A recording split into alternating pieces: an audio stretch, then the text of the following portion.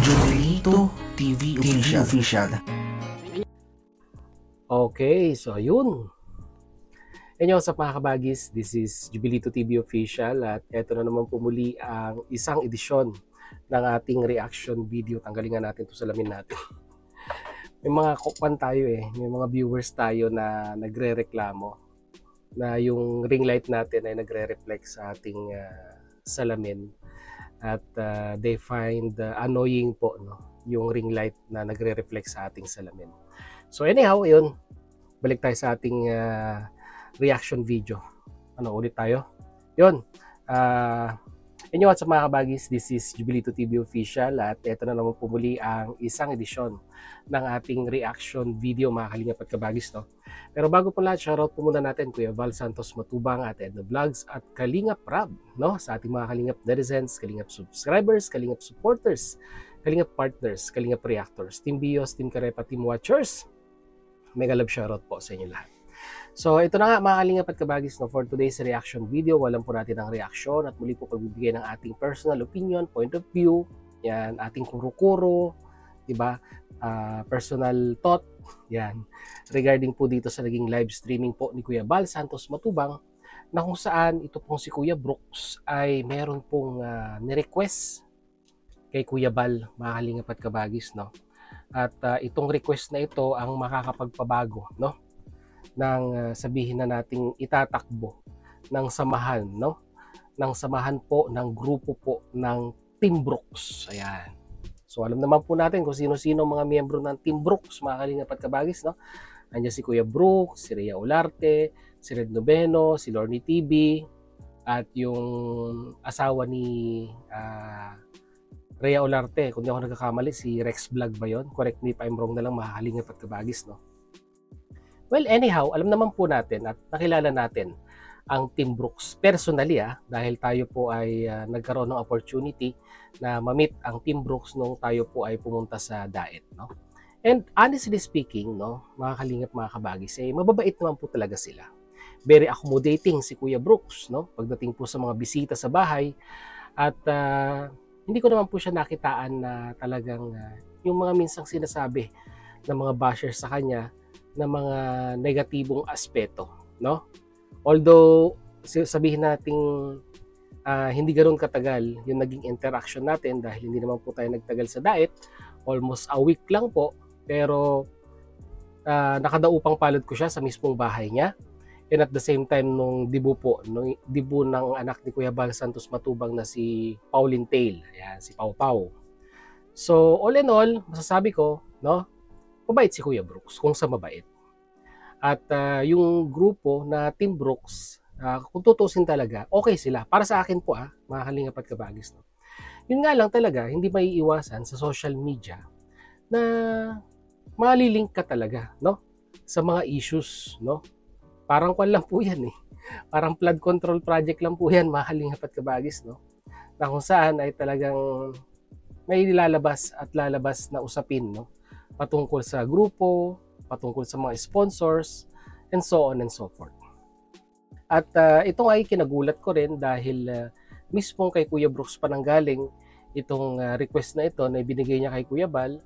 At parang sa tingin ko po ay nabigla rin si Kuya Val nung sinabi ito ni Kuya Brooks. At hindi siya nakapagbigay ng diretsyong sagot kay Kuya Val Santos Matubang. Kaya kung ano po yung ni-request ni Kuya Brooks, ayan po, papanoorin natin. At yun po yung ipagpapatuloy natin gagawan po ng reaction video. So without further ado, mga kalingap at kabagis, narito po, pakinggan po natin si Kuya Val at ang sagot po ni Kuya Brooks. Ito yung baon po namin, mga kaibigan. Si Kuya Brooks. Kuya Brooks, uling ano mo na to, sama sa amin?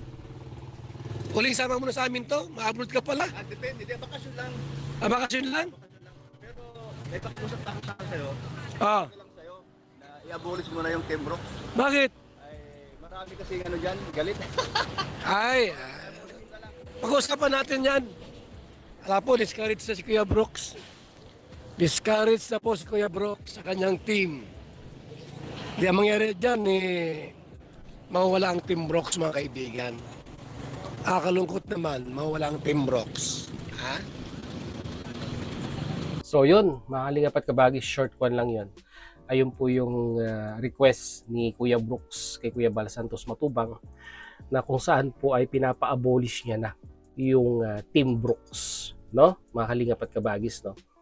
So, syempre yung grupong yan ay binuo ni Kuya Bal Santos Matubang, no? Dahil syempre andyan ang Team BSM, ang team ni Kalinga Prab, at ang Team Brooks. Yan, isa sa mga Team Brooks. At isama na rin po siguro natin dati. Hindi na. Huwag na natin isama yun.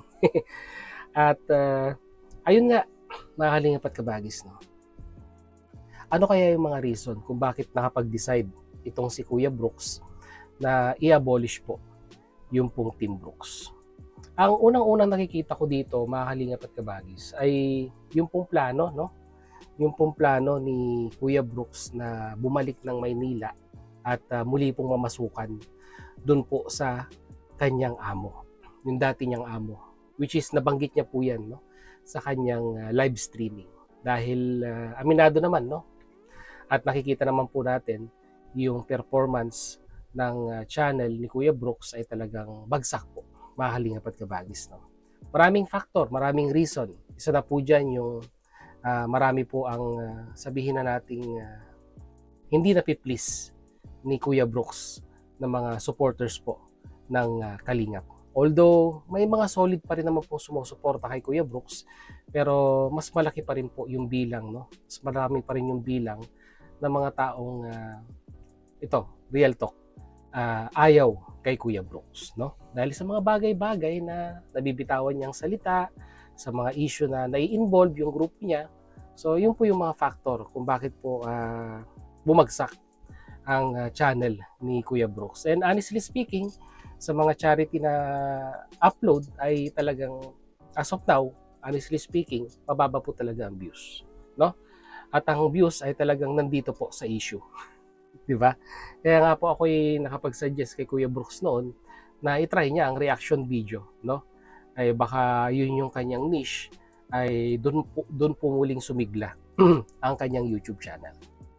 At yun, no, mga kalingap at kabagis, no, yung pagbuwag ng Team Brooks ay sabi nga po ni Kuya Bal ay pag-uusapan pa, diba? Pag-uusapan pa kasi noon narinig ko po sa live ni Kuya Bal at na-content niya rin ito na, diba, dahil nga po magiging busy, no, itong si Kuya Brooks at that time, ay ang plano nga po nilang ipalit kay Kuya Brooks na parang pinaka-leader ng Team Brooks ay ito pong kanyang anak na si Hana, di ba? Kaso nga lang, parang ang lumalabas ay hindi pa handa itong si Hana na hawakan o panghawakan po yung ganong titulo na pagiging leader po, no, ng mga charity vlogger at reactor po, no, na katulad nila Ma'am Lorny, Sir Red at ni Rhea Olarte.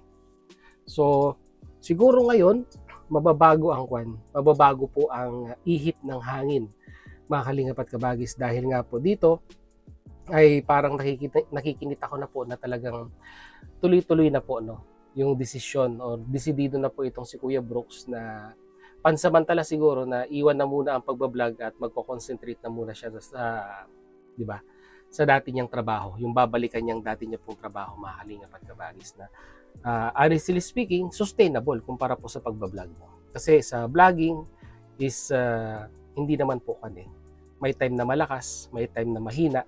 So minsan kasi kahit anong di ba? Kahit anong sipag, no, ay talagang minsan mababa po talaga ang views. Yun po yung katotohanan diyan, mga kalingap at kabagis, no. Siguro sa akin, mga kalingap at kabagis, kung ako pong tatanungin ninyo, yung Team Brooks, hayaan na lang na nandyan. Kasi binuo yan ni Kuya Bal Santos Matubang. Siguro yung kwan na lang po, leadership na lang po. Pwede rin palitan ng pangalan, pero yung mga taong nandyan sa kwan na yan, sa grupo na yan, ay hayaan na lang po nandyan. Diba? Kasi yung banding na pinagsamahan nila, yung sabihin na nating samahan na hinubog na ng panahon at ng mga pagsubok, ay hindi na po kayang suklian yan, no, na anumang mga aspeto sa buhay natin na makakapagsabi sa atin na, di ba, ito na yung time na para maghiwalay-hiwalay na po yung grupo na ito. Pero kung talagang desidido si Kuya Brooks, wala po tayong magagawa dyan. Mahaling apat kabagis. Kasi desisyon niya yan eh. Pangalan niya, yung nakalagay doon sa team na yon. Gana sa akin lang, di ba, ay palitan na lang. No? Palitan na lang po ng leadership. Yung mamumuno, ika nga. No? Pero sila pa rin. Kasi yung naging samahan nila ay kwan na yan. Stable na yan. Mahaling apat kabagis. No? Although sa comment section may mga natutuwa, di ba? Sa anunsyong ito, pero di ba? Kung ano man yung narating ni Kuya Brooks sa mga pagkakataong ito ay masasabi din naman po natin pinaghirapan din po niya 'yon. Di ba? Nagkataon lamang po na nakatagpo siya ng isang generous na sponsor at napabahayan pa siya, di ba? Mahaling apat kabagis, no? Bibihira po 'yan sa mga charity vlogger, di ba? Na magkaroon ng isang generous sponsor na mapabahayan ang isang charity vlogger, no?